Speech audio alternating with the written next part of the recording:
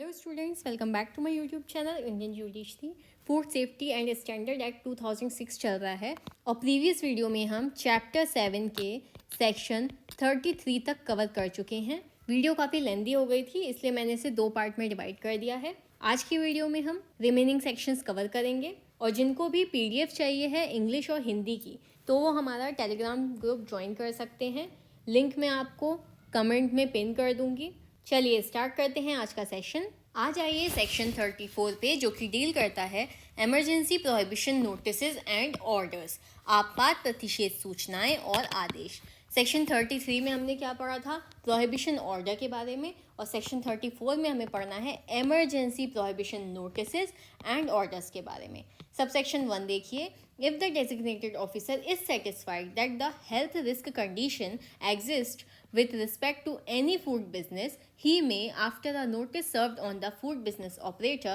in this act referred to as an emergency prohibition notice, apply to the Commissioner of Food Safety for imposing the prohibition. यदि अभिहित अधिकारी का यह समाधान हो जाता है कि किसी खाद्य कारोबार की बाबत स्वास्थ्य जोखिम की स्थितियां विद्यमान हैं, तो वह खाद्य कारोबारकर्ता पर एक सूचना तामील करने के पश्चात, जिसे इस अधिनियम में इसके पश्चात आपात प्रतिषेध सूचना कहा गया है, प्रतिषेध अधिरोपित करने के लिए खाद्य सुरक्षा आयुक्त को आवेदन कर सकेगा। ठीक है, तो सबसेक्शन 1 में बहुत सिंपल सी बात बोल रहा है कि अगर डेजिग्नेटेड ऑफिसर को ऐसा लगता है या वो सेटिस्फाइड हो जाता है किसी भी फूड बिजनेस को लेकर, किसी भी खाद्य कारोबार को लेकर, जिसके संबंध में उसको ऐसा लगता है कि हेल्थ रिस्क कंडीशन एग्जिस्ट हो रही हैं, यानी कि स्वास्थ्य जोखिम की स्थितियां विद्यमान हैं, तो designated officer food business operator को एक नोटिस सर्व करने के बाद, ठीक है, एक सूचना तामील करने के बाद, जिसे इस एक्ट में इमरजेंसी प्रोहिबिशन नोटिस कहा गया है, प्रोहिबिशन इम्पोज करने के लिए फूड सेफ्टी कमिश्नर को अप्लाई कर सकेगा, आवेदन कर सकेगा। सबसेक्शन 2 देखिए। If the commissioner of food safety is satisfied on the application of such an officer that the health risk condition exist with respect to any food business, he shall by an order impose the prohibition. यदि खाद्य सुरक्षा आयुक्त का ऐसे किसी अधिकारी के आवेदन पर समाधान हो जाता है कि किसी खाद्य कारोबार की बाबत स्वास्थ्य जोखिम की स्थिति विद्यमान है, तो वह आदेश द्वारा प्रतिषेध अधिरोपित करेगा। ठीक है, तो सबसेक्शन 2 में जो फूड सेफ्टी कमिश्नर होगा, जब वो सेटिस्फाइड हो जाएगा किसी ऐसे ऑफिसर की एप्लीकेशन पे, यानी कि डेजिग्नेटेड ऑफिसर ने सबसेक्शन 1 में जो एप्लीकेशन लगाई है उस पर जब वो सेटिस्फाइड हो जाएगा कि हेल्थ रिस्क कंडीशन जो है वो एग्जिस्ट करती हैं किसी फूड बिजनेस को लेकर, तो वो ऑर्डर के जरिए, आदेश के द्वारा प्रोहिबिशन यानी प्रतिषेध इम्पोज कर सकता है। सबसेक्शन 3 देखिए। The designated officer shall not apply for an emergency prohibition order unless at least 1 day before the date of the application he has served notice on the food business operator of the business of his intention to apply for the order. अभिहित अधिकारी आपात प्रतिषेध आदेश के लिए तब तक आवेदन नहीं करेगा जब तक कि आवेदन की तारीख से कम 1 दिन पूर्व उसने कारोबार के खाद्य कारोबारकर्ता पर आदेश के लिए आवेदन करने के लिए आशय की सूचना की तामील ना कर दी हो। तो सबसेक्शन 3 बोल रहा है कि designated officer emergency prohibition order के लिए तब तक अप्लाई नहीं करेगा जब तक कि एप्लीकेशन करने के कम 1 दिन पहले उसने फूड बिजनेस ऑपरेटर को अपना आशय देते हुए कि वो अप्लाई करने वाला है इमरजेंसी प्रोहिबिशन ऑर्डर के लिए, उसने फूड बिजनेस ऑपरेटर को नोटिस सर्व ना कर दिया हो। अब देखिए subsection 4। As soon as practicable after the making of an emergency prohibition order, the designated officer shall require the food safety officer to serve a copy of the order on the food business operator of the business और affix a copy of the order at a conspicuous place on such premises used for the purpose of that business. आपात प्रतिषेध आदेश के यथाशक्य शीघ्र पश्चात अभिहित अधिकारी खाद्य सुरक्षा अधिकारी से अपेक्षा करेगा कि वह खाद्य कारोबारकर्ता पर आदेश की प्रति तामील करे और उस कारोबार के प्रयोजनों के लिए प्रयुक्त ऐसे परिसरों पर सहज दृश्य स्थान पर आदेश की एक प्रति लगाए। सबसेक्शन 4 कह रहा है कि इमरजेंसी प्रोहिबिशन ऑर्डर करने के पश्चात जितनी जल्दी पॉसिबल हो designated officer food safety officer से ऐसी अपेक्षा कर सकेगा कि वो फूड बिजनेस ऑपरेटर पर आदेश के प्रति तामील करे, यानी कि आदेश के प्रति एक जो कॉपी है वो उसको सर्व करे, किसको, फूड बिजनेस ऑपरेटर को, और एक कॉपी एफिक्स करे उस प्रेमाइसिस पे, ठीक है, उस परिसर पे, और ऐसी जगह पर जो कि कॉन्स्पिशियस प्लेस हो, जहाँ पर आने जाने वाले लोग बहुत इजीली उसको देख सके उस बिजनेस के पर्पस के लिए, ठीक है। And any person who knowingly contravenes such an order shall be guilty of an offense and shall be punishable with imprisonment for a term which may extend to 2 years and with fine which may extend to 2 lakh rupees। और ऐसा व्यक्ति जो जानबूझकर ऐसे किसी आदेश का उल्लंघन करता है अपराध का दोषी होगा और कारावास से जिसकी अवधि 2 वर्ष तक की हो सकेगी तथा जुर्माने से जो 2 लाख रुपए तक का हो सकेगा दंडनीय होगा, ठीक है। तो यहाँ पर लगा लीजिए स्टार, क्योंकि यहाँ पर हमें पनिशमेंट दी गई है, और पनिशमेंट क्या दी गई है, इम्प्रिजनमेंट जो कि 2 साल तक का हो सकेगा, एंड फाइन जो कि 2 लाख रुपए तक का हो सकेगा, ठीक है। तो अभी तक हमें कितनी पनिशमेंट मिली हैं, 2 मिली हैं। एक तो हमें ये मिल गई, ठीक है, और एक हमें मिली थी सेक्शन 33 के सबसेक्शन 3 में। यहाँ पर 3 लाख रुपीज़ था, किसके रिगार्डिंग, प्रोहिबिशन ऑर्डर के रिगार्डिंग, और सेक्शन 34 में emergency prohibition notices and order के रिगार्डिंग जो पनिशमेंट है वो है इम्प्रिजनमेंट जो कि 2 साल तक की हो सकेगी, और फाइन जो कि 2 लाख रुपए तक का हो सकेगा। अब देख लीजिए subsection 5, an emergency prohibition order shall cease to have effect on the issue by the designated officer of a certificate to the effect that he is satisfied that the food business operator has taken sufficient measures for justifying the lifting of such order। आपात प्रतिषेध आदेश अभिहित अधिकारी द्वारा इस आशय का प्रमाण पत्र जारी किए जाने पर प्रभाव में नहीं रहेगा कि उसका यह समाधान हो गया है कि खाद्य कारोबारकर्ता ने ऐसे आदेश के हटाए जाने को न्यायोचित ठहराने के लिए पर्याप्त उपाय किए हैं। तो सबसेक्शन 5 बोल रहा है कि emergency prohibition order designated officer के द्वारा सर्टिफिकेट जारी किए जाने पर प्रभाव में नहीं रहेगा कि डेजिग्नेटेड ऑफिसर सेटिस्फाइड हो गया है कि जो फूड बिजनेस ऑपरेटर हैं, ठीक है, उसने उस ऑर्डर को हटाने के लिए, यानी कि जो प्रोहिबिशन ऑर्डर लगाया जा रहा था उस पर, उसको हटाने के लिए उसने सफिशिएंट मेजर्स लिए हैं, ठीक है। तो कब नहीं रहेगा ये वाला ऑर्डर प्रभाव में, जब डेजिग्नेटेड ऑफिसर सेटिस्फाइड हो जाएगा कि फूड बिजनेस ऑपरेटर ने सफिशिएंट मेजर्स ले लिए हैं। सबसेक्शन 6 देखिए, the designated officer shall issue a certificate under subsection 5 with in 7 days of an application by the food business operator for such a certificate, and on his being not satisfied the said officer shall give notice to the food business operator within a period of 10 days indicating the reasons for such decision। अभिहित अधिकारी ऐसे प्रमाण पत्र के लिए खाद्य कारोबारकर्ता द्वारा आवेदन के 7 दिन के भीतर और अपना समाधान न होने पर उपधारा 5 के अधीन प्रमाण पत्र जारी करेगा, और उक्त अधिकारी खाद्य कारोबारकर्ता को 10 दिन की अवधि के भीतर सूचना देगा जिसमें ऐसे विनिश्चय के कारण उपदर्शित किए जाएंगे। और सबसेक्शन 6 कह रहा है कि डेजिग्नेटेड ऑफिसर सबसेक्शन 5 के अंतर्गत एक सर्टिफिकेट इशू करेगा, कितने दिन के अंदर, 7 दिन के अंदर, उस दिन से जिस दिन फूड बिजनेस ऑपरेटर के द्वारा आवेदन किया गया था। और डेजिग्नेटेड ऑफिसर जब सेटिस्फाइड नहीं होगा तब वो फूड बिजनेस ऑपरेटर को नोटिस देगा 10 दिन के अंदर, और वो रीजंस इंडिकेट करेगा उसके ऐसे डिसीजन के कि क्यों वो सेटिस्फाइड नहीं हुआ है, ठीक है। अब देख लीजिए सेक्शन 35 डील कर रहा है नोटिफिकेशन ऑफ फूड पॉइजनिंग, खाद्य विषाक्तता की अधिसूचना, ठीक है। The food authority may by notification require registered medical practitioner carrying on their profession in any local area specified in the notification to report all occurrence of food poisoning coming to their notice to such officer as may be specified। खाद्य प्राधिकारी अधिसूचना द्वारा अधिसूचना में विनिर्दिष्ट किसी स्थानीय क्षेत्र में अपनी वृत्ति चलाने वाले रजिस्ट्रीकृत चिकित्सा व्यवसायियों से यह अपेक्षा कर सकेगा कि वे ऐसे अधिकारी को जो विनिर्दिष्ट किया जाए उनकी जानकारी में आने वाली खाद्य विषाक्तता की घटनाओं की रिपोर्ट करें। सेक्शन 35 क्या बोल रहा है कि फूड अथॉरिटी नोटिफिकेशन के द्वारा जो रजिस्टर्ड मेडिकल प्रैक्टिशनर हैं उनसे ये अपेक्षा कर सकेगी कि वो अपने प्रोफेशन को कैरी करते हुए उस लोकल एरिया में जो नोटिफिकेशन में स्पेसिफाइड किए गए हैं उनकी जानकारी में आने वाले सभी फूड पॉइजनिंग की घटनाओं की रिपोर्ट करें, ऐसे अधिकारी को जो कि स्पेसिफाई किया गया है, ठीक है। अब देख लीजिए सेक्शन 36। तो जो फूड पॉइजनिंग से रिलेटेड मैटर्स आएंगे उनकी रिपोर्ट कौन करेगा? ऐसे मेडिकल प्रैक्टिशनर जो रजिस्टर्ड किए गए हैं। सेक्शन 36 देखिए, डेजिग्नेटेड ऑफिसर,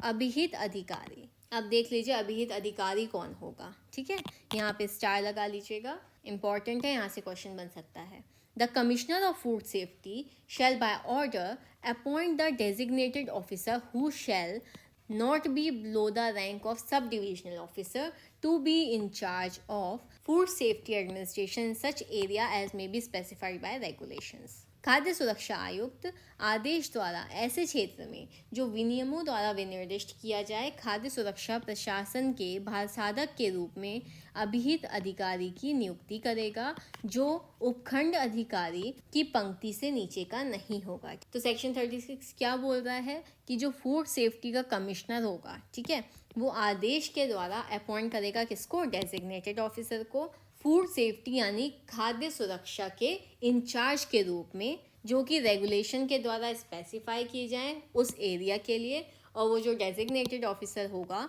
वो सब डिविजनल ऑफिसर से बिलो रैंक का नहीं होगा। सब सेक्शन 2 देखिए, there shall be a designated officer for each district, ठीक है, प्रत्येक जिले के लिए एक अभिहित अधिकारी होगा। सब सेक्शन 3 देखिए, the function to be performed by the designated officer shall be as follows, namely,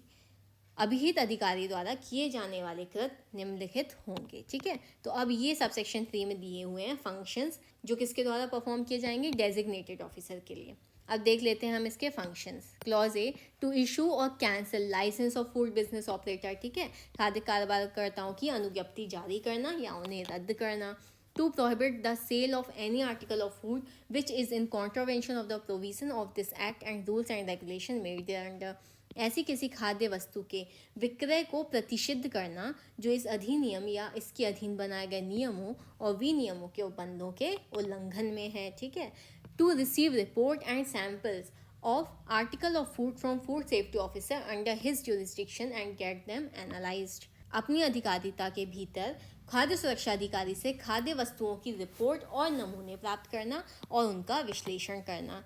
To make recommendation to the Commissioner of Food Safety for sanction to launch prosecution in case of contravention punishable with imprisonment, खाद्य सुरक्षा आयुक्त को कारावास से दंडनीय उल्लंघन के मामले में अभियोजन आरंभ करने की मंजूरी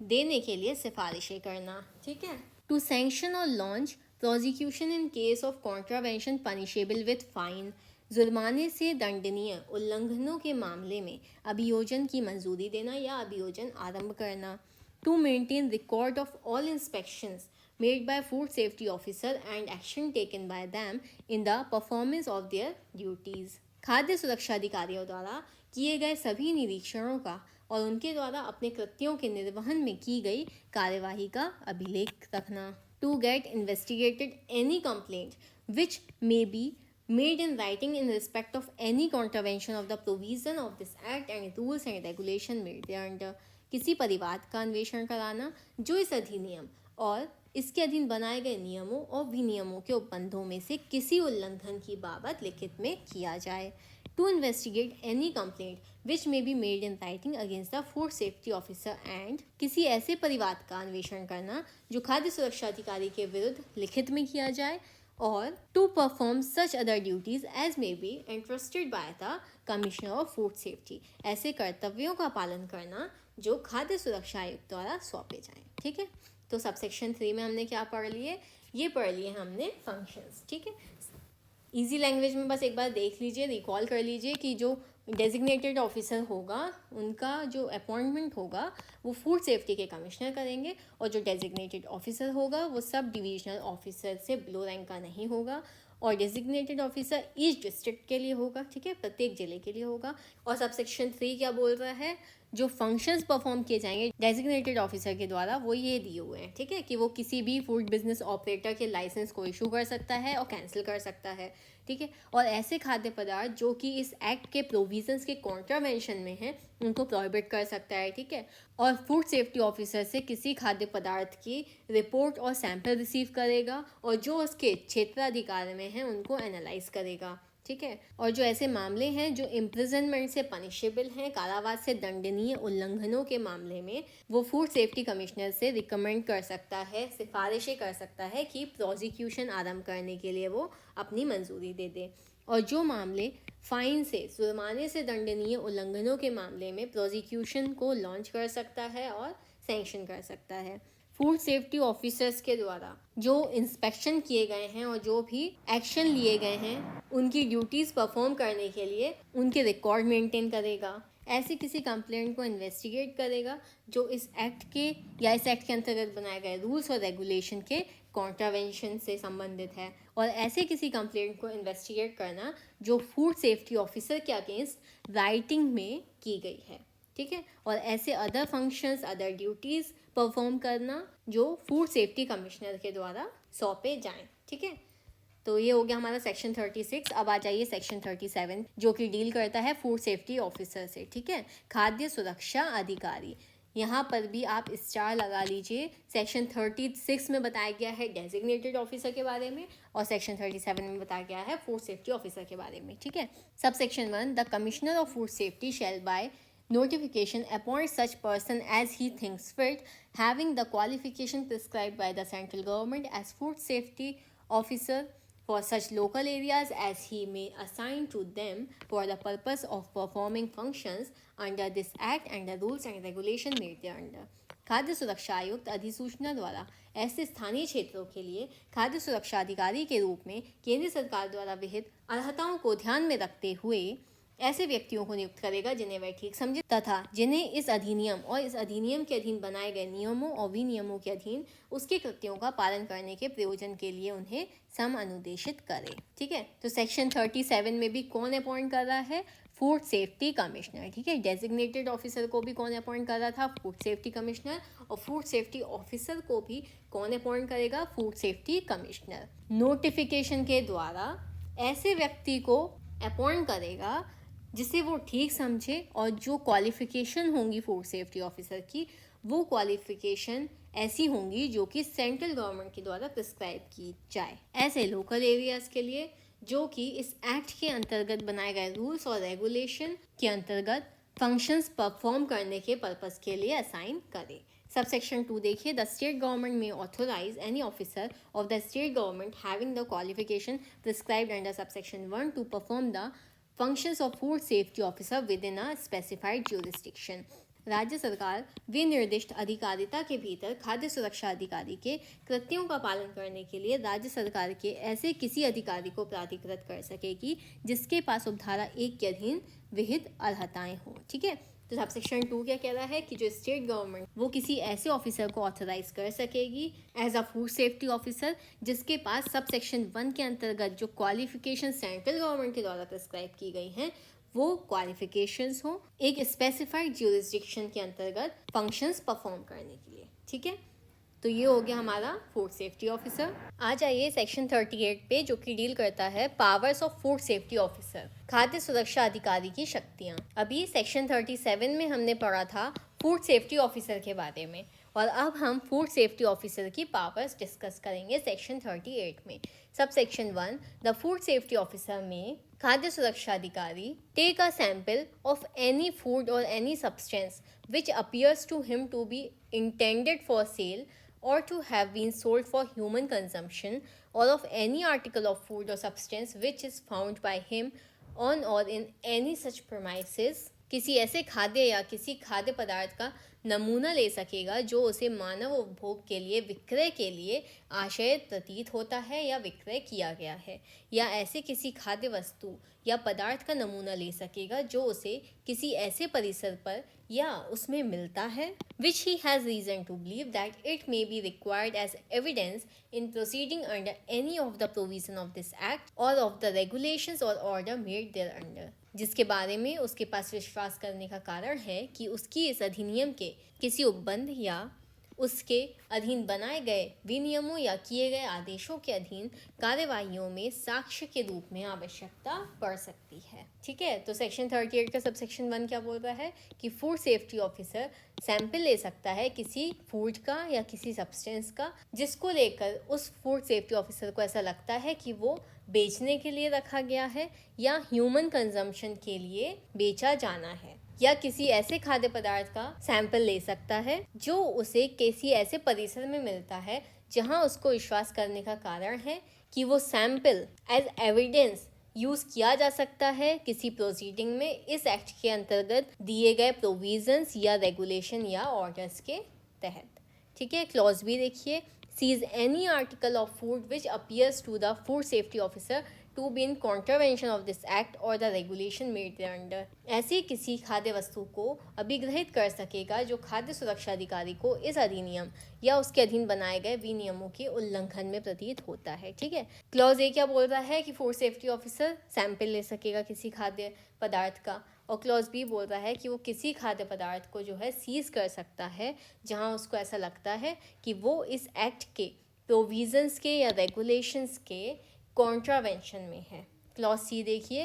keep it in the safe custody of the food business operator such article of food after taking a sample. उस खाद्य वस्तु को नमूना लेने के पश्चात खाद्य कारोबारकर्ता की सुरक्षित अभिरक्षा में रख सकेगा। ठीक है, नमूना लेने के बाद यानी कि सैंपल लेने के बाद वो फूड बिजनेस ऑपरेटर की कस्टडी में उसको रख सकेगा। And in both cases send the same for analysis to a food analyst for the local area within which such sample has been taken। और दोनों ही दशाओं में उस नमूने को विश्लेषण के लिए उस स्थानीय क्षेत्र के खाद्य विश्लेषक को भेजेगा जिसमें ऐसा नमूना लिया गया है। ठीक है, उसके दोनों केसेस में फूड सेफ्टी ऑफिसर क्या करेगा, उस खाद्य पदार्थ के एनालिसिस के लिए विश्लेषण के लिए वो लोकल एरिया के किसी फूड एनालिस्ट को भेजेगा। प्रोविजो देखिए, provided that where the food safety officer keeps such article in the safe custody of the food business operator, he may require the food business operator to execute a bond for a sum of money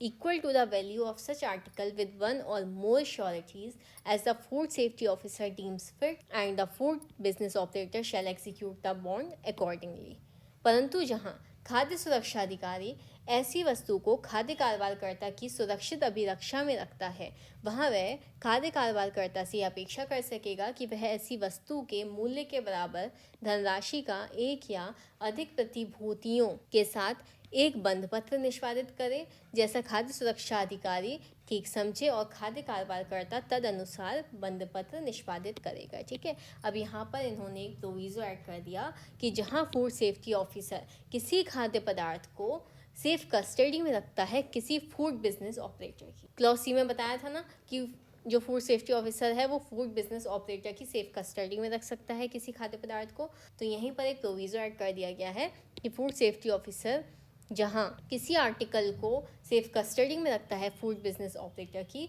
तो food safety officer उस food business operator से ये require कर सकेगा, ये अपेक्षा कर सकेगा कि वो ऐसी वस्तु के मूल्य के बराबर धनराशि का एक या एक से ज़्यादा श्योरिटीज़ के साथ एक बॉन्ड एग्जीक्यूट करे, जैसा कि फूड सेफ्टी ऑफिसर ठीक समझे और फूड बिजनेस ऑपरेटर जो है वो उसी के अकॉर्डिंगली एग्जीक्यूट करेगा। सब सेक्शन 2 देखिए, The food safety officer may enter and inspect any place where the article of food is manufactured or stored for sale or stored for the manufacture of any other article of food or exposed or exhibited for sale, and where any adulterant is manufactured or kept, and take samples of such articles of food or adulterant for analysis।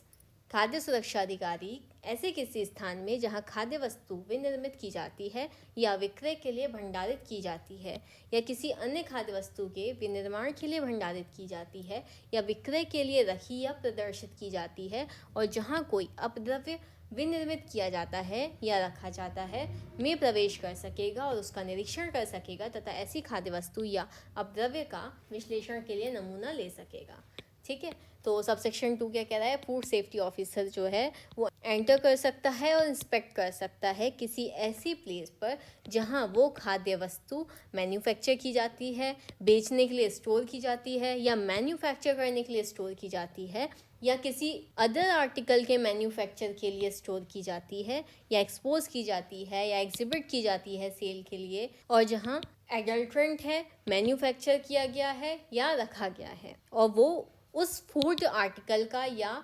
Adulterant का analysis के लिए sample ले सकता है। अब देख लीजिए subsection 3, where any sample is taken its cost calculated at the rate at which the article is usually sold to the public shall be paid to the person from whom it is taken. जहाँ कोई नमूना लिया जाता है वहाँ उस दर से संगणित उसकी कीमत जिस पर उक्त वस्तु का प्रायः जनता को विक्रय किया जाता है उस व्यक्ति को संदत्त की जाएगी जिससे वह नमूना लिया जाता है। ठीक है, तो सब सेक्शन 3 क्या कह रहा है कि जहाँ कोई सैंपल लिया जाता है तो जो उसकी कॉस्ट होगी वो कैलकुलेट की जाएगी उस रेट पर जिस रेट पर वो जो आर्टिकल है यानी कि जो वस्तु है खाने की वो पब्लिक को बेची जाती है और वो कॉस्ट उस व्यक्ति को पे की जाएगी, उस व्यक्ति को दी जाएगी जिससे कि वो सैंपल लिया गया था। अब देखो subsection 4, where any article of food seized under clause B of subsection 1 is of a perishable nature and the food safety officer is satisfied that such article of food is so deteriorated that it is unfit for human consumption, the food safety officer, after giving notice in writing to the food business operator, cause the same to be destroyed। जहाँ उपधारा 1 के खंड खा के अधीन अभिग्रहित कोई खाद्य वस्तु, ठीक है, विनश्वर प्रकृति की है और खाद्य सुरक्षा अधिकारी का यह समाधान हो जाता है कि ऐसी खाद्य वस्तु का इस प्रकार क्षय हो गया है कि वह मानव उपभोग के लिए उपयुक्त नहीं है, वहाँ खाद्य सुरक्षा अधिकारी खाद्य कारोबारकर्ता को लिखित में सूचना देने के पश्चात उस वस्तु को नष्ट करवा देगा। तो यहाँ पर सबसेक्शन 4 क्या कह रहा है कि जहाँ कोई भी खाद्य वस्तु सबसेक्शन 1 के क्लॉज बी में सीज कर ली जाती है और वो जो आर्टिकल है वो पेरिशेबल नेचर का है, विनश्वर प्रकृति का है, यानी कि खराब होने वाला है, और फूड सेफ्टी ऑफिसर इस बात को लेकर सेटिस्फाइड हो जाता है कि उस खाने की वस्तु का इस प्रकार क्षय हो गया है कि वो ह्यूमन कंजम्पशन के लिए अनफिट है, ठीक है, मानव उपभोग के लिए उपयुक्त नहीं है। तो फूड सेफ्टी ऑफिसर लिखित में नोटिस देगा किसको, फूड बिजनेस ऑपरेटर को, और उस खाद्य पदार्थ को, उस खाद्य वस्तु को नष्ट करवा सकेगा। ठीक है, अब देखो subsection 5, the food safety officer shall in exercising the powers of entry upon and inspection of any place under this section follow as far as may be the provision of the CRPC 1973 relating to the search or inspection of a place by a police officer executing a search warrant issued under that code। खाद्य सुरक्षा अधिकारी इस धारा के अधीन किसी स्थान में प्रवेश करने और उसका निरीक्षण करने की शक्तियों का प्रयोग करते हुए यथासाध्य दंड प्रक्रिया संहिता 1973 के अधीन जारी किए गए तलाशी वारंट का निष्पादन करने वाले पुलिस अधिकारी द्वारा किसी स्थान की तलाशी लेने या निरीक्षण करने से संबंधित उस संहिता के उपबंधों का अनुसरण करेगा। सबसेक्शन 5 क्या बोल रहा है कि फूड सेफ्टी ऑफिसर इस धारा के अधीन किसी स्थान पर प्रवेश करने हेतु और इंस्पेक्शन करने हेतु अपनी पावर्स को यूज करते हुए CRPC के अधीन जारी किए गए सर्च वारंट का एग्जीक्यूशन करने वाले पुलिस ऑफिसर द्वारा किसी स्थान की तलाशी लेने या उसका इंस्पेक्शन करने से संबंधित उस संहिता के यानी कि CRPC के प्रोविजंस को फॉलो करेगा। ठीक है, अब देखो subsection 6, any adulterant found in the possession of a manufacturer और distributor or dealer in any article of food or in any of the premises occupied by him as such and for the possession of which he is unable to account to the satisfaction of the food safety officer and any books of account or other documents found in his possession or control and which would be useful for or relevant to any investigation or proceeding under this act may be seized by the food safety officer and a sample of such adulterant submitted for analysis to a food analyst।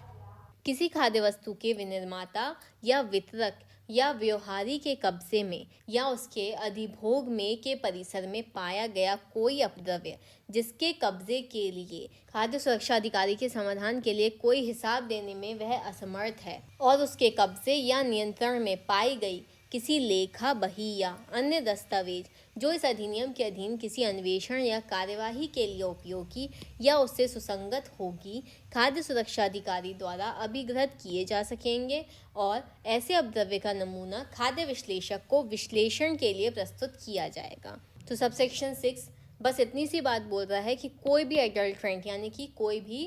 अब द्रव्य जो कि किसी manufacturer, distributor या dealer के position में पाया जाता है, या फिर कोई ऐसी खाद्य वस्तु जो कि उसकी प्रेमाइसेस में उस व्यक्ति के द्वारा ऑक्यूपाइड की जाती है, और ऐसे पोजीशन के लिए, ठीक है, कि ऐसा कोई भी एडल्ट्रेंट उस व्यक्ति के कब्जे में क्यों है, इस बात का हिसाब देने के लिए, इस बात को क्लियर करने के लिए अगर वो व्यक्ति फूड सेफ्टी ऑफिसर के सामने अनेबल है, और जहां फूड सेफ्टी ऑफिसर को ये सेटिस्फेक्शन हो जाता है कि कोई भी ऐसी अकाउंट बुक या कोई अदर डॉक्यूमेंट जो उसके पोजीशन से मिला है या उसके नियंत्रण में है वो यूजफुल होगा इस एक्ट के अंतर्गत किसी प्रोसीडिंग या इन्वेस्टिगेशन के लिए, तो फूड सेफ्टी ऑफिसर के द्वारा ऐसा कोई एडल्ट्रेंट का सैंपल सीज किया जा सकता है फूड एनालिस्ट के एनालिसिस के लिए। ठीक है, अब देखो प्रोविजो इसका, provided that no such books of account or other documents shall be seized by the food safety officer except with the previous approval of the authority to which he is subordinate। परंतु ऐसी कोई लेखा बहियां या अन्य दस्तावेज खाद्य सुरक्षा अधिकारी द्वारा ऐसे प्राधिकारी के पूर्व अनुमोदन के सिवाय जिसका वह अधीनस्थ है अभिग्रहित नहीं किए जाएंगे। तो प्रोविजो बस इतनी सी बात कर रहा है कि कोई भी ऐसी अकाउंट बुक या कोई other document food safety officer के द्वारा सीज नहीं किए जाएंगे जो कि उस अथॉरिटी की प्रीवियस अप्रूवल के बिना हो रहे हैं, जो उसके सबऑर्डिनेट हैं। ठीक है, यानी कि सिंपल सी बात है कि फूड सेफ्टी ऑफिसर को किसी भी अकाउंट बुक या डॉक्यूमेंट को सीज करने से पहले उस अथॉरिटी की प्रीवियस अप्रूवल चाहिए होगी। अब सबसेक्शन 7 देखो, where the food safety officer takes any action under clause A of subsection 1 or subsection 2 or subsection 4 or subsection 6, he shall call one or more persons to be present at the time when such action is taken and take his or their signatures। जहां खाद्य सुरक्षा अधिकारी उपधारा 1 के खंड का या उपधारा 2 या उपधारा 4 या उपधारा 6 के अधीन कोई कार्यवाही करता है, वहां वह उस समय जब ऐसी कार्यवाही की जाती है एक या अधिक व्यक्तियों को उपस्थित रहने के लिए कहेगा और उसके या उनके हस्ताक्षर लेगा। ठीक है, तो यहाँ पर कुछ सबसेक्शन की बात की गई है कि जहाँ पर फूड सेफ्टी ऑफिसर एक्शन ले रहा है क्लॉज ए के अंतर्गत सबसेक्शन 1 के, या सबसेक्शन 2 के अंतर्गत, या सबसेक्शन 4 के अंतर्गत, या सबसेक्शन 6 के अंतर्गत, तो वहाँ पर वो एक या एक से ज़्यादा व्यक्तियों को उपस्थित कराएगा और उनकी उपस्थिति में ही कोई एक्शन लेगा और उनके सिग्नेचर्स लेगा। ठीक है, अब देखो subsection 8, where any book of account और other documents are seized under subsection 6, the food safety officer shall within a period of not exceeding 30 days from the date of seizure return the same to the person from whom they were seized after copies thereof or extract therefrom as certified by that person in such manner as may be prescribed by the central government have been taken। जहाँ कोई लेखा बही या अन्य दस्तावेज उपधारा 6 के अधीन अभिग्रहित किए जाते हैं, वहाँ सुरक्षा अधिकारी अभिग्रहण की तारीख से 30 दिन से अनधिक की अवधि के भीतर उन्हें ऐसे व्यक्ति को जिससे वे अभिग्रहित किए गए थे उसकी प्रतियां तैयार करने या उससे उद्धरण लेने के पश्चात जिन्हें उस व्यक्ति द्वारा ऐसी रीति में प्रमाणित किया जाएगा जो केंद्र सरकार द्वारा विहित की जाए वापस करेगा। ठीक है, तो सबसेक्शन 8 क्या बोल रहा है कि जहाँ सबसेक्शन 6 के अंतर्गत कोई भी डॉक्यूमेंट सीज किए जाते हैं या कोई भी अकाउंट बुक सीज की जाती है, तो फूड सेफ्टी ऑफिसर जिस तारीख को सीज किए गए थे वो अकाउंट बुक या डॉक्यूमेंट उस तारीख से 30 दिन के अंदर अंदर वो चीज़ें यानी कि अकाउंट बुक और अदर डॉक्यूमेंट उस व्यक्ति को वापस करेगा जिससे वो सीज की गई थी। और वापस कब करेगा? जब सेंट्रल गवर्नमेंट के द्वारा प्रिस्क्राइब किए गए मैनर में उस व्यक्ति के द्वारा सर्टिफाइड कर ली जाए कॉपीज़ या एक्सट्रैक्ट। ठीक है, उसके बाद फूड सेफ्टी ऑफिसर वापस कर देगा अकाउंट बुक को और अदर डॉक्यूमेंट्स को। ठीक है, लेकिन जो टाइम पीरियड दिया गया है वो 30 दिन का दिया गया है। प्रोविजो देखो अब यहाँ पर, provided that where such person refuses to so clarify and a prosecution has been instituted against him under this act, such book of account or other document shall be returned to him only after copies thereof and extracts therefrom as certified by the court have been taken। परंतु जहाँ ऐसा व्यक्ति इस प्रकार प्रमाणित करने से इनकार करता है और इस अधिनियम के अधीन उसके विरुद्ध अभियोजन संस्थित कर दिया गया है, वहाँ ऐसी लेखा बही और अन्य दस्तावेज उसे उनकी प्रतियां तैयार करने के पश्चात और उससे उद्धरण लेने के पश्चात जिन्हें न्यायालय द्वारा प्रमाणित किया जाएगा वापस किए जाएंगे। ठीक है, तो प्रोविजो क्या कह रहा है इसका कि जहां वो व्यक्ति रिफ्यूज़ कर देता है सर्टिफाई करने से और प्रोसिक्यूशन जो उसके अगेंस्ट इंस्टीट्यूट की गई है इस एक्ट के अंतर्गत उसको करने से, वहाँ ऐसी अकाउंट बुक या अदर डॉक्यूमेंट्स उसे उनकी कॉपीज तैयार करने के बाद और एक्सट्रैक्ट लेने के बाद जिन्हें कोर्ट के द्वारा सर्टिफाइड किया जाए तभी वापस किए जाएंगे। सबसेक्शन 9 देखो, when any adulterant is seized under subsection 6, the burden of proving that such adulterant is not meant for purpose of adulteration shall be on the person from whom possession such adulterant was seized. जब कोई अपद्रव्य उपधारा 6 के अधीन अभिग्रहित किया जाता है तब यह साबित करने का भार कि ऐसा अपद्रव्य अपमिश्रण के प्रयोजन के लिए आश्रित नहीं है उस व्यक्ति पर होगा जिसके कब्जे से ऐसा अपद्रव्य अभिग्रहित किया गया था। ठीक है, तो यहाँ पर सबसेक्शन 9 में किसकी बात हो रही है? बर्डन ऑफ प्रूफ की बात हो रही है। ठीक है, बर्डन ऑफ प्रूफ किसके ऊपर होगा? जहाँ सबसेक्शन 6 में कोई एडल्ट्रेंट यानी कि अपद्रव्य को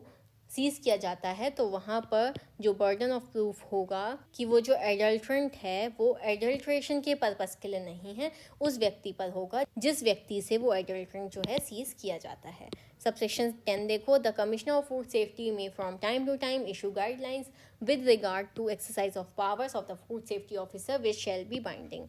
खाद्य सुरक्षा आयुक्त खाद्य सुरक्षा अधिकारी की शक्तियों का प्रयोग करने के संबंध में समय समय पर मार्गदर्शक सिद्धांत जारी कर सकेगा जो आबद्ध कर होंगे। ठीक है, तो जो फूड सेफ्टी कमिश्नर है वो टाइम टाइम पे ऐसी गाइडलाइंस इशू करेगा फूड सेफ्टी ऑफिसर की पावर्स को लेकर जो उस ऑफिसर पे बाइंडिंग होंगे। प्रोविजो देख लो, provided that the powers of such food safety officer may also be revoked for a specified period by the commissioner of food safety. परंतु खाद्य सुरक्षा आयुक्त द्वारा ऐसे खाद्य सुरक्षा अधिकारी की शक्तियों को किसी विनिर्दिष्ट अवधि के लिए प्रतिसंहृत भी किया जा सकेगा। ठीक है, यहाँ पे प्रोविजो क्या ऐड किया गया है कि जो फूड सेफ्टी ऑफिसर्स की पावर्स होंगी वो किसी स्पेसिफाइड पीरियड पर फूड सेफ्टी के कमिश्नर के द्वारा रिवोक भी की जा सकेंगी। क्लियर है? अब आ जाइए सेक्शन 39 पे जो कि डील करता है liability of food safety officer in certain cases. कतिपय मामलों में खाद्य सुरक्षा अधिकारी का दायित्व। Any food safety officer exercising powers under this act और the rules and regulation made under who, इस अधिनियम या उसके अधीन बनाए गए नियमों और विनियमों के अधीन शक्तियों का प्रयोग करने वाला कोई खाद्य सुरक्षा अधिकारी जो vexatiously and without any reasonable ground seizes any article of food or adulterant, तंग करने की दृष्टि से और किसी युक्तियुक्त आधार के बिना किसी खाद्य वस्तु या अपद्रव्य का अभिग्रहण करता है, commits any other act to the injury of any person without having reason to believe that such act is necessary for the execution of his duty, किसी व्यक्ति को क्षति पहुंचाने के लिए यह विश्वास करने के कारण के बिना कि ऐसा कृत्य उसके कर्तव्य के निष्पादन के लिए आवश्यक है, कोई अन्य कृत्य करता है, shall be guilty of an offence under this act and shall be liable to a penalty which may extend to 1 lakh rupees। ठीक है, इस अधिनियम के अधीन अपराध का दोषी होगा और ऐसी शास्ति का जो 1 लाख रुपए तक की हो सकेगी उसका दायी होगा। तो सेक्शन 39 हमें क्या बता रहा है? फूड सेफ्टी ऑफिसर की क्या लाइबिलिटी होगी सर्टेन केसेस में। ठीक है, कुछ निश्चित मामलों में। तो सेक्शन 39 यही कह रहा है कि इस एक्ट या इस एक्ट के अधीन बनाए गए रूल्स और रेगुलेशन के अंतर्गत अगर कोई फूड सेफ्टी ऑफिसर अपने पावर्स का एक्सरसाइज करते हुए अपनी शक्तियों का प्रयोग करते हुए तंग करने की दृष्टि से और बिना किसी रीजनेबल ग्राउंड के किसी खाद्य पदार्थ को या एडल्ट्रेंट को सीज करता है, ठीक है, अभिग्रहण करता है या किसी व्यक्ति को क्षति पहुंचाने के लिए यह विश्वास करने के कारण के बिना कि ऐसा कोई भी कृत्य, ऐसा कोई भी एक्ट उसकी ड्यूटीज़ के एग्जीक्यूशन के लिए ज़रूरी है, उसके कर्तव्य के निष्पादन के लिए ज़रूरी है, कोई अन्य कृत्य करता है, ठीक है, कोई अदर एक्ट करता है, तो वो इस एक्ट के अंतर्गत अपराध के लिए दोषी होगा और पनिशेबल किससे होगा? पेनल्टी से। ठीक है, उस ऑफिसर पे पेनल्टी लगाई जाएगी जो कि 1 लाख रुपए तक की हो सकेगी। प्रोविजो देख लीजिए, provided that in case any false complaint is made against a food safety officer and it is proved so, the complainant shall be guilty of an offence under this act and shall be punishable with fine which shall not be less than 50,000 rupees but which may extend to 1 lakh rupees, ठीक है। परंतु यदि किसी खाद्य सुरक्षा अधिकारी के विरुद्ध कोई मिथ्या परिवाद किया जाता है और ऐसा साबित हो जाता है तो परिवादी इस अधिनियम के अधीन अपराध का दोषी होगा और वह जुर्माने से, जो कि 50,000 रुपये से कम का नहीं होगा किंतु 1 लाख रुपये तक का हो सकेगा, दंडनीय होगा, ठीक है। तो सेक्शन 39 क्या बोल रहा है कि अगर कोई ऑफिसर गिल्टी पाया जाता है इस एक्ट के अंतर्गत किसी ऑफेंस के लिए, ठीक है, तो उसकी पनिशमेंट क्या होगी, फाइन होगी, जो कि 1 लाख रुपए तक की हो सकेगी, ठीक है। और प्रोविज़ो यहाँ पर ऐड कर दिया इन्होंने कि अगर कोई फॉल्स कंप्लेंट लिखाता है किसी फूड सेफ्टी ऑफिसर के अगेंस्ट, ठीक है, यानी कि जो फूड सेफ्टी ऑफिसर है उसके अगेंस्ट में अगर किसी व्यक्ति ने झूठी कंप्लेंट करवाई और अगर ऐसा प्रूव हो जाता है कि जो कंप्लेंट है वो फॉल्स है, झूठी है, तो वो जो व्यक्ति होगा वो इस एक्ट के अंतर्गत दोषी पाया जाएगा और उसकी पनिशमेंट क्या होगी, फाइन होगी, जो 50,000 रुपये से कम की नहीं होगी और 1 लाख रुपए तक की हो सकती। क्लियर है। अब आ जाइए सेक्शन 40 पे। सेक्शन 40 डील करता है परचेजर में हैव फूड एनालाइज्ड, क्रेता द्वारा खाद्य का विश्लेषण कराया जा सकना, ठीक है, यानी कि जो खरीद रहा है, जो परचेजर है, उसके द्वारा फूड को एनालाइज कराया जा सकता है। ये कौन से सेक्शन में दिया है, सेक्शन 40 में। सब सेक्शन 1 देख लीजिए। Nothing contained in this act shall be held to prevent a purchaser of any article of food other than a food safety officer from having such article analyzed by the food analyst on payment of such fees and receiving from the food analyst a report of his analysis within such period as may be specified by regulations, ठीक है। इस अधिनियम की कोई बात खाद्य सुरक्षा अधिकारी से भिन्न किसी खाद्य पदार्थ के क्रेता को जो ऐसी फीस देकर ऐसे पदार्थ का विश्लेषण कराने और खाद्य विश्लेषक से उसके विश्लेषण की रिपोर्ट ऐसी अवधि के भीतर जो विनियमों द्वारा विनिर्दिष्ट की जाए प्राप्त करने से निवारित करने वाली अभी निर्धारित नहीं की जाएगी। सेक्शन 40 का सबसेक्शन 1 कह रहा है कि इस एक्ट में किसी भी बात के होते हुए किसी भी परचेजर को रोका नहीं जाएगा अगर वो किसी खाद्य पदार्थ का विश्लेषण कराना चाहता है, ठीक है, फूड सेफ्टी ऑफिसर को छोड़ के। इजी लैंग्वेज में समझिए, तो फूड सेफ्टी ऑफिसर को छोड़कर कोई भी इस एक्ट की बात ऐसे परचेजर को जो कि कोई खाद्य पदार्थ खरीदता है उसको खाद्य के विश्लेषण से नहीं रोकेगी। और जो खाद्य पदार्थ का वो विश्लेषण कराना चाहता है वो फूड एनालिस्ट के द्वारा ऐसी पेमेंट पर कराया जाएगा, ऐसी फीस देकर कराया जाएगा जैसा कि रेगुलेशन में स्पेसिफाई की गई है, ठीक है। और वो ऐसे फूड एनालिस्ट से जिससे उसने विश्लेषण कराया है किसी खाद्य पदार्थ का, उससे रिपोर्ट रिसीव करेगा उस स्पेसिफाइड टाइम में जो कि रेगुलेशन में दिया गया है। प्रोविजो देखिए, provided that such purchaser shall inform the food business operator at the time of purchase of his intention to have such articles so analyzed, ठीक है। परंतु ऐसा क्रेता ऐसी वस्तु का इस प्रकार विश्लेषण कराने के अपने आशय की सूचना क्रय करते समय खाद्य कारोबारकर्ता को देगा, ठीक है। जो भी परचेजर फूड एनालाइज कराना चाहता है तो जब वो खरीद रहा होगा उस खाद्य पदार्थ को तो इसकी सूचना वो किसको देगा, फूड बिजनेस ऑपरेटर को देगा और अपना इंटेंशन उसको बताएगा। नेक्स्ट प्रोविजो देखो, provided further that if the report of food analyst shows that the article of food is not in compliance with the act और द रूल्स और regulation made thereunder, the purchaser shall be entitled to get refund of the fees paid by him under this section. परंतु यह और कि यदि खाद्य विश्लेषक की रिपोर्ट से यह दर्शित होता है कि खाद्य पदार्थ अधिनियम या उसके अधीन बनाए गए नियमों या विनियमों के अनुपालन में नहीं है तो क्रेता इस धारा के अधीन उसके द्वारा दी गई फीसों का प्रतिदाय पाने का हकदार होगा, ठीक है। तो नेक्स्ट प्रोविजो क्या कह रहा है कि फूड एनालिस्ट की रिपोर्ट से यदि ऐसा शो होता है कि वो जो खाद्य पदार्थ है वो इस एक्ट के अंतर्गत या इस एक्ट के अंतर्गत बनाए गए रूल्स और रेगुलेशन के कंप्लायंस में नहीं है, ठीक है, उसका अनुपालन नहीं कर रहा है, तो जो परचेजर होगा यानी कि जो खरीद रहा है क्रेता, वो एंटाइटल्ड होगा कि इस सेक्शन के अंतर्गत जो उसने फीस पे की है उसको रिफंड किया जाए, ठीक है। प्रोविजो में क्या है, यहाँ पर वो फूड बिजनेस ऑपरेटर को इन्फॉर्म करेगा कोई भी एनालाइज करवाने से पहले। और सेकंड प्रोविजो में क्या है, रिफंड की बात की गई है, उसको रिफंड मिल जाएगा अगर जो फूड एनालिस्ट की जो रिपोर्ट है उसमें ये शो होता है कि वो जो खाद्य पदार्थ है वो इस एक्ट के कंप्लायंस में नहीं है,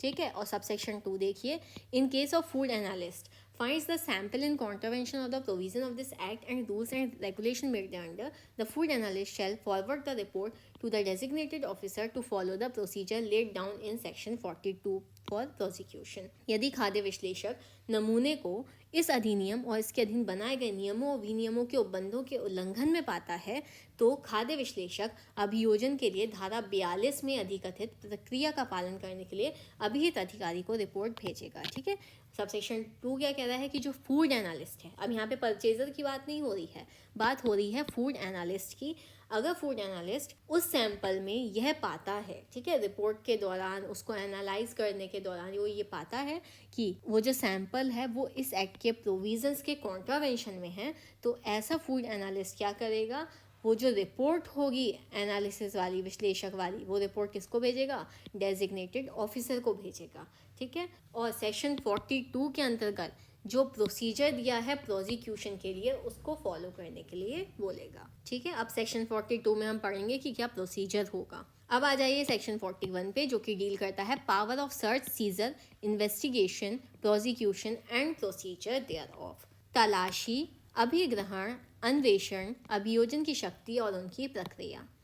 Subsection 1. Notwithstanding anything contained in subsection 2 of section 31, the food safety officer may search any place, seize any article of food or adulterant if there is a reasonable doubt about them being involved in commission of any offence relating to food, and shall thereafter inform the designated officer of the actions taken by him in writing. धारा 31 की उपधारा 2 में किसी बात के होते हुए भी खाद्य सुरक्षा अधिकारी यदि खाद्य से संबंधित किसी अपराध के किए जाने में उनके अंतर्वलित होने का कोई युक्तियुक्त संदेह है, किसी स्थान की तलाशी ले सकेगा, किसी खाद्य वस्तु या अपद्रव्य का अभिग्रहण कर सकेगा और तत्पश्चात अभिहित अधिकारी को अपने द्वारा की गई कार्यवाही की लिखित सूचना देगा। ठीक है, सेक्शन 41 का सबसेक्शन 1 क्या बोल रहा है कि सेक्शन 31 के सबसेक्शन 2 में किसी बात के होते हुए भी, पहली बात तो सेक्शन 31 जो हमने पढ़ा था वो किससे रिलेटेड था, फूड बिजनेस के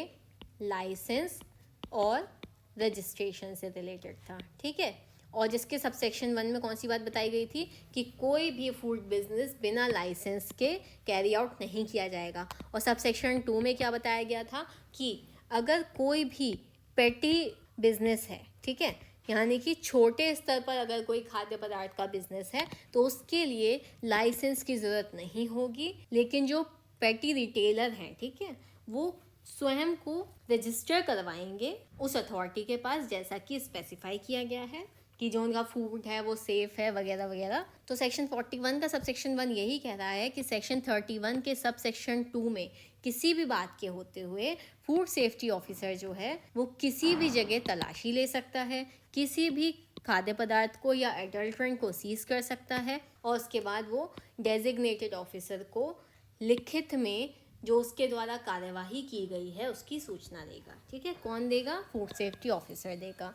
प्रोविजो देखिए, provided that no search shall be deemed to be irregular by reason only of the fact that witness for the search are not inhabitants of the locality in which the place searched is situated। परंतु कोई तलाशी केवल इस तथ्य के कारण अनियमित नहीं समझी जाएगी कि तलाशी के लिए साझी उस परिक्षेत्र के निवासी नहीं हैं जिसमें वह तलाशी का स्थान स्थित है। ठीक है, तो प्रोविजो का क्या कह रहा है कि कोई भी तलाशी इरेगुलर नहीं समझी जाएगी उस रीज़न के द्वारा कि तलाशी के लिए जो विटनेसेस हैं उस लोकेलिटी के निवासी नहीं हैं जिसमें वह तलाशी का स्थान सिचुएटेड है। ठीक है, और सबसेक्शन 2 क्या कह रहा है, save as in this act otherwise expressly provided provisions of the code of criminal procedure 1973 relating to search, seizure, summon, investigation and prosecution shall apply as far as may be to all action taken by the food safety officer under this act. इस अधिनियम में जैसा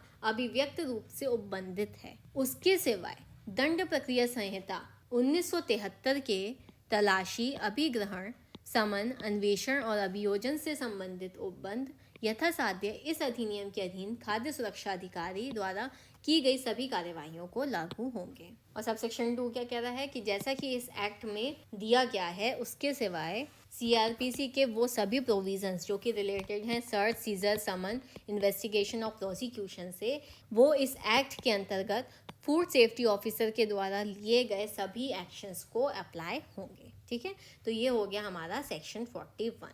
जो कि किससे संबंधित है? Search, seizure, investigation, prosecution और प्रोसीजर से। ठीक है, अब हमें सेक्शन 42 में क्या पढ़ना है? प्रोसीजर पढ़ना है। प्रोसीजर फॉर लॉन्चिंग प्रोसिक्यूशन, अभियोजन चलाने के लिए प्रक्रिया। ठीक है, अभी हमने यहाँ सेक्शन 40 में सब सेक्शन 2 में पढ़ा था कि जो फूड एनालिस्ट है वो प्रोसिक्यूशन के लिए डेजिग्नेटेड ऑफिसर को रिपोर्ट फॉरवर्ड करेगा और वो प्रोसीजर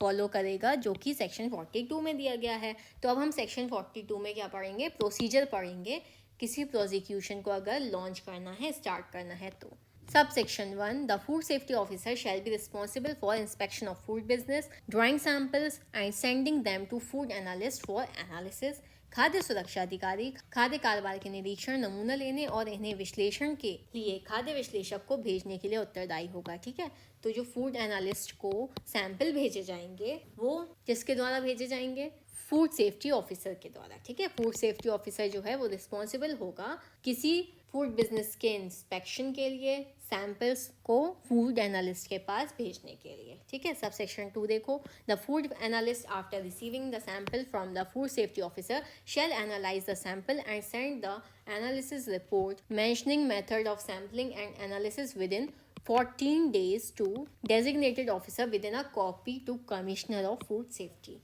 खाद्य विश्लेषक खाद्य सुरक्षा अधिकारी से नमूना प्राप्त होने के पश्चात नमूने का विश्लेषण करेगा और अभिहित अधिकारी को 14 दिन के भीतर विश्लेषण की रिपोर्ट नमूने लेने और विश्लेषण की निर्दिष्ट पद्धति को उल्लिखित करते हुए भेजेगा और उसकी एक प्रति खाद्य सुरक्षा आयुक्त को भेजेगा। ठीक है, अब सब सेक्शन 2 में किसका काम आ गया? फूड एनालिस्ट का काम आ गया। जो सैंपल फूड सेफ्टी ऑफिसर ने उसको भेजे थे, ठीक है, उसको एनालाइज करेगा और जो उसके सैंपल होंगे, जो एनालाइज की रिपोर्ट होगी, उसमें वो जो सैम्पलिंग का मेथड यूज़ किया गया है उसको मेंशन करते हुए किसको भेज रहा है? डेजिग्नेटेड ऑफिसर को भेज रहा है। कितने दिन में? 14 दिन में। ठीक है, याद रखना यहाँ पे 14 दिन में भेजेगा और उसकी एक कॉपी जो रिपोर्ट होगी उसकी एक कॉपी किसको भेजेगा? फूड सेफ्टी कमिश्नर को भेजेगा। अब देखो subsection 3, the designated officer after scrutiny of the report of food analyst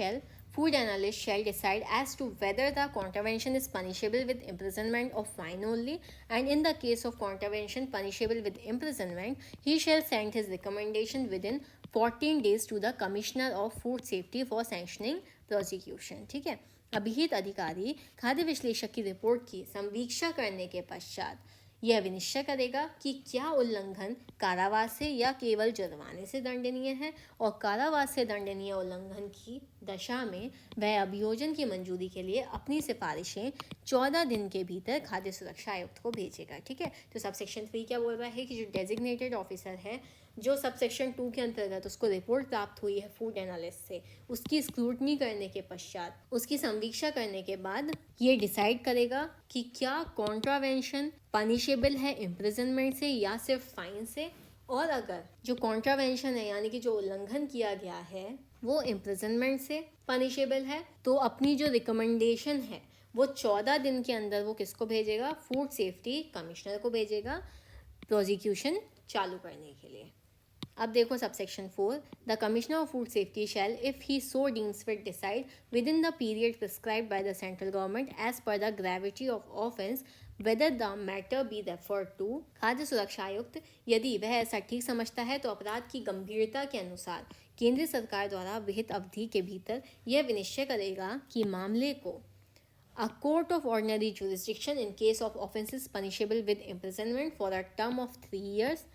3 वर्ष तक की अवधि के लिए कारावास से दंडनीय अपराध की दशा में मामूली अधिकारिता के किसी न्यायालय को निर्दिष्ट किया जाए, या फिर a special court in case of offences punishable with imprisonment for a term exceeding 3 years where such special court is established, and in case no special court is established, such cases shall be tried by a court of ordinary jurisdiction. 3 वर्ष से अधिक की अवधि के लिए कारावास से दंडनीय अपराधों की दशा में किसी विशेष न्यायालय को निर्दिष्ट किया जाए। जहां ऐसा विशेष न्यायालय स्थापित नहीं है और जहां ऐसा विशेष न्यायालय नहीं है वहां ऐसे मामले मामूली अधिकारिता के किसी न्यायालय द्वारा विचारणीय होंगे। ठीक है, अब बात हो रही है सबसेक्शन 4 में कि जो ऐसे मामले होंगे वो किसके द्वारा ट्राई किए जाएंगे, ठीक है। तो सबसेक्शन 4 क्या कह रहा है कि फूड सेफ्टी कमिश्नर यदि वह ठीक समझता है तो ऑफेंस की ग्रेविटी को लेकर, ठीक है, वो ऑफेंस की गंभीरता को लेकर सेंट्रल गवर्नमेंट द्वारा प्रिस्क्राइब पीरियड के अंतर्गत जो मामला है उसको रेफर करेगा एक ऐसे कोर्ट को जिसका ऑर्डिनरी जुरिस्डिक्शन है, ऐसे मामलों में जहाँ पर जो सज़ा है वो 3 साल तक की है, ठीक है। और अगर जो सज़ा है वो 3 साल से ज़्यादा की है तो स्पेशल कोर्ट को भेजेगा, और जहाँ पर स्पेशल कोर्ट इस्टेब्लिश नहीं की गई या फिर स्पेशल कोर्ट नहीं है तो ऐसे केसेस में वो सेम उसी कोर्ट को, यानी कि जो ऑर्डिनरी जुरिस्डिक्शन वाली कोर्ट है उसके द्वारा ट्राई किए जाएंगे ऐसे मामले, ठीक है। सबसेक्शन 5 देख लीजिए। The commissioner of food safety shall communicate his decision to the designated officer and the concern food safety officer who shall launch prosecution before courts of ordinary jurisdiction or special court as the case may be, and such communication shall also be sent to the purchaser if the sample was taken under section 40. खाद्य सुरक्षा आयुक्त अपने विनिश्चय को अभिहित अधिकारी और संबद्ध खाद्य सुरक्षा अधिकारी को संसूचित करेगा जो यथास्थिति मामूली अधिकारिता के न्यायालय या विशेष न्यायालय के समक्ष अभियोजन चलाएगा, और यदि नमूना धारा 40 के अधीन लिया गया था तो ऐसी संसूचना क्रेता को भी भेजी जाएगी, ठीक है। तो सबसेक्शन 5 का कह रहा है कि जो फूड सेफ्टी के कमिश्नर होंगे वो कम्युनिकेट करेंगे अपने डिसीजन को किसके साथ, डेजिग्नेटेड ऑफिसर के साथ और कंसर्न फूड सेफ्टी ऑफिसर के साथ, जो प्रोसिक्यूशन चलाएंगे ऑर्डिनरी जुरिस्डिक्शन वाले कोर्ट या स्पेशल कोर्ट के साथ। और ऐसा कम्युनिकेशन परचेजर को भी भेजा जाएगा, क्रेता को भी भेजा जाएगा यदि जो सैंपल है वो सेक्शन 40 के अंतर्गत लिया गया था, ठीक है। अभी यहाँ सेक्शन 40 में हमने पढ़ा था कि जो परचेजर है वो फूड एनालाइज करवा सकता है, ठीक है। तो सबसेक्शन 5 यही कहता है कि अगर किसी क्रेता ने करवाया है फूड एनालाइज तो उसको भी एक रिपोर्ट यहाँ पर भेजी जाएगी, ठीक है। तो हमारा चैप्टर 7 कवर हो चुका है आज की इस वीडियो में। नेक्स्ट वीडियो में हम मिलेंगे नेक्स्ट चैप्टर के साथ। वीडियो पसंद आई हो तो please do like, share, comment and subscribe our channel. Thank you for watching.